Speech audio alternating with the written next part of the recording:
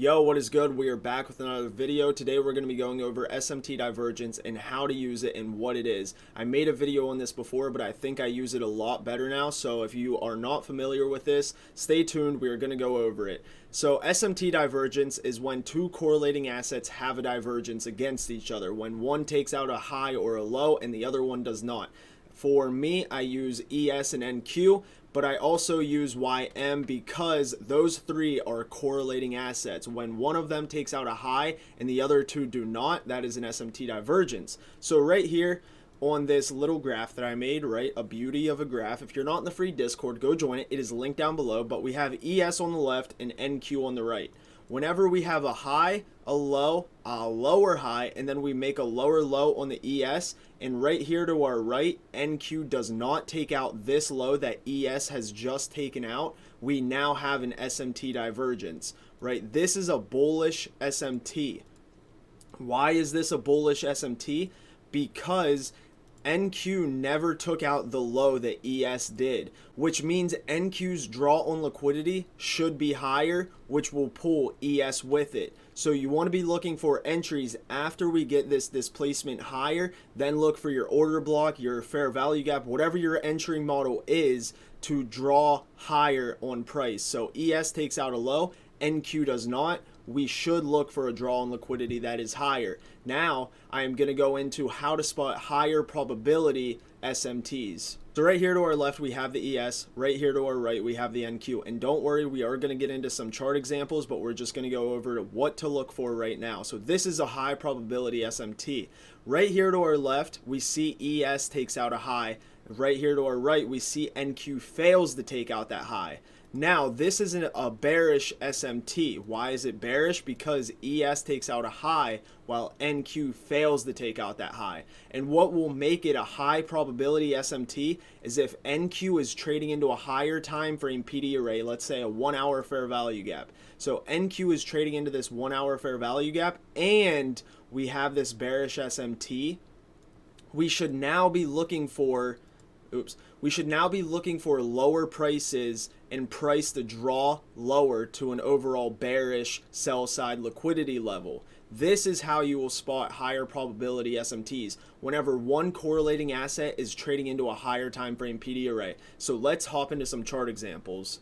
So just to get this out of the way, what you want to be looking for trades off SMT is whichever correlating asset is either stronger or weaker. So if ES takes out a high and the NQ fails to, and now we have a bearish SMT, you want to be looking for shorts on the NQ just because it is weaker and the draw on liquidity should be happening quicker. So let's get into a trade that I actually took on the NQ. So on the NQ right here, we see that we took a low out right here, and on the 5-minute chart on ES, right here is that same exact candle that failed to take out this low that NQ took out. And I took it on the NQ just because I like trading the NQ. I know it goes against what I just said, but I just like trading the NQ more. So right here, we have this 1-minute SMT. And the reason I took this is because it is a higher probability SMT. Why? It is because ES is trading into this 5-minute fair value gap. The draw on liquidity was higher for this day. And if we mark out CE of this wick, we were continuing to hold CE of that. So as soon as NQ took out this low and ES failed to, I mark it buy. The reason I mark it buy is because I'm trying to soup this low, and the risk to reward is a lot better if I just waited for this displacement higher and then bought this fair value gap. I souped it just because I wanted the risk to reward to be there. You do not always need to turtle soup the low or the high. You should be waiting for more confirmation if you are just starting out using SMT. So the reason I took this is because the draw on liquidity was higher. I was bullish going into the day. ES was trading into a higher time frame PD array. ES also did not reach the overall draw on liquidity yet. So this was all giving me confluence to take a long setup if we SMT'd a low, which we did right here. So I bought the low, and then your entry could have been this fair value gap. Now, where is your exit? Your exit is whenever we form this bearish SMT, right? NQ fails to take out this high. ES actually takes out this high, and we are trading into a bearish fair value gap. So what does that mean? It is a higher time frame PD array. So this is a 5-minute fair value gap. right? You see this large displacement. We now have a higher time frame PD array. NQ fails to take out the high. You exit your position because we have this SMT at the high. So that is a bullish and a bearish example just in one price action. So let's get into some examples that I have not taken trades on. So right here we're on the 4-hour chart, and if you watched my weekly analysis video, you know this is exactly what I called out. So right here on the 4-hour chart, we see NQ fails to take out this low right here, while ES actually takes out that low.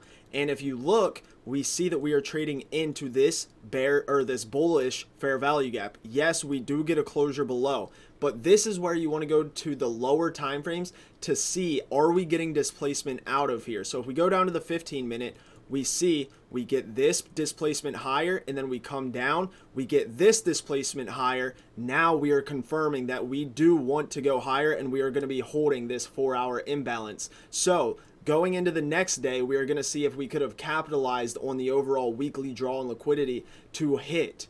Okay, so here we are on the 15-minute chart, right? The previous day got displacement higher, and the overnight session also got displacement higher, confirming that we do want to go higher. And if we take a look, we see that we actually form an SMT during the New York session. So right here we have that SMT.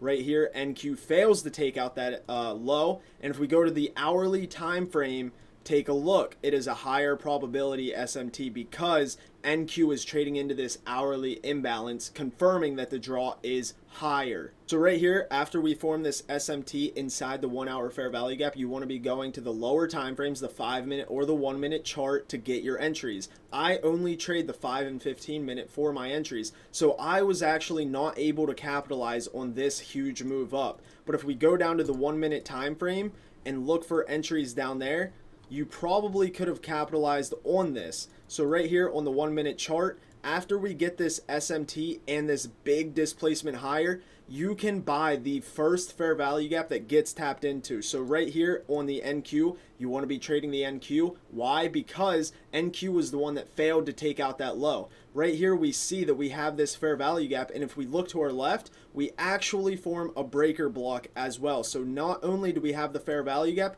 we now have our unicorn entry model. Why is this the unicorn? Because we have a breaker, right? We have a high, we have a lower low. We displace through this high with a fair value gap, so now we have our unicorn model to target the high of the day. So this is exactly how you could have capitalized on that SMT divergence. Let's get into a couple more examples. So I want to go over this example just because I know a lot of people get hurt whenever this happens. I used to do this as well, and I also failed to take trades because of this. But now I know what SMT means, and I know that it doesn't have to do what I think it needs to do. So right here on the NQ, I know this day did not give any entries. I just want to put this out there just for the sake of the video. So right here we have buy side liquidity on the NQ, right? We see NQ actually makes equal highs. And what does ICT say? ICT says that equal highs are too clean and the market will always want to trade into those equal highs. But right here we see the NQ makes equal highs perfectly, right? We fail to take out that high by a tick or two, and the ES actually takes out that high. These highs on the NQ are actually valid and do not have to be taken out that day, right? If we take a look, we actually go lower, and we still fail to take them here and go lower. So these highs are still valid just because the ES took them out. If the NQ and the ES made equal highs, yes, target them. But here, do not try to take longs down here in this fair value gap to target this buy side liquidity level just because they are equal highs. They do not need to be taken just because the ES took them out. Let's get into some more trades. So going a little deeper into what I just said about equal highs, right? Right here we see NQ makes equal highs, right? This buy side level is 587. This high is 583. Those are equal highs. They are relatively equal highs. They're too clean. The market's going to want to take them out. But if we take a look, we see ES actually takes them out. So what does that mean? It means the NQ does not need to take them out that day. So if we go down to a 5-minute chart to look for our entry, because I don't go below the 5-minute, we can capitalize on the short-term model to target sell side liquidity. So right here on the 5-minute chart, whenever we form that SMT, and ES takes out that buy side level, we can see a change in the state of delivery whenever NQ closes a body below this green candle. We now have a negative order block, and whenever we trade into it, we can take our entry. Or if you miss that, because I usually don't take order blocks like that, I would have went to the 15-minute because the 5 never gave an entry, and I would have taken this fair value gap right here.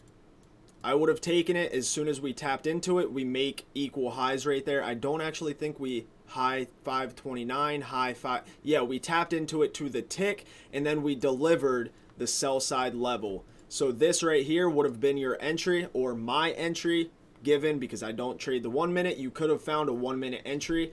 If we go down to it, let's go down to it, because I know a lot of people try to be ICT and trade the 1 minute time frame, but if you don't want to listen to me and you don't want to have patience, then stay on the 1 minute. I don't really care what you do.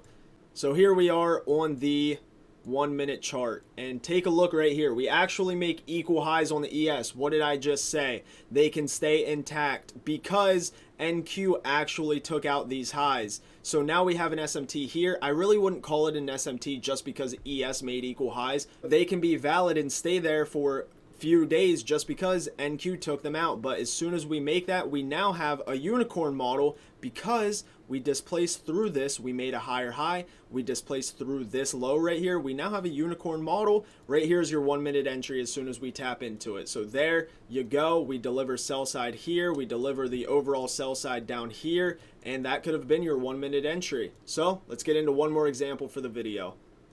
So for the sake of the video, I'm going to do a 15-minute SMT into a 1 minute entry model just because I know everybody likes to trade the 1 minute. So let's get into it, because right here we have this 15-minute SMT, right? NQ takes out a low while ES, I don't know what that was, while ES does not take out that low, right? You can see my crosshairs, NQ takes out that low. We actually form another SMT because right here, if you look to my left, you see the crosshairs, there's that low. Right there's another SMT, but right there, look to the left, you see the crosshairs. So what does a 15-minute PD array mean? It means the 1 minute complements it. So the 1 minute is complemented by the 15-minute in a market maker model. So if we go, I don't know where that was. So if we go look for a 1 minute entry right here, you see ES actually gives an entry. So as soon as I would not take it yet because we form equal highs, I would want to see displacement through it. So right here we get that displacement higher. We have a fair value gap. Why are we taking it on the ES? Because ES is the one that failed to take out the low. So right here's your entry. Where's your target? Buy side up here.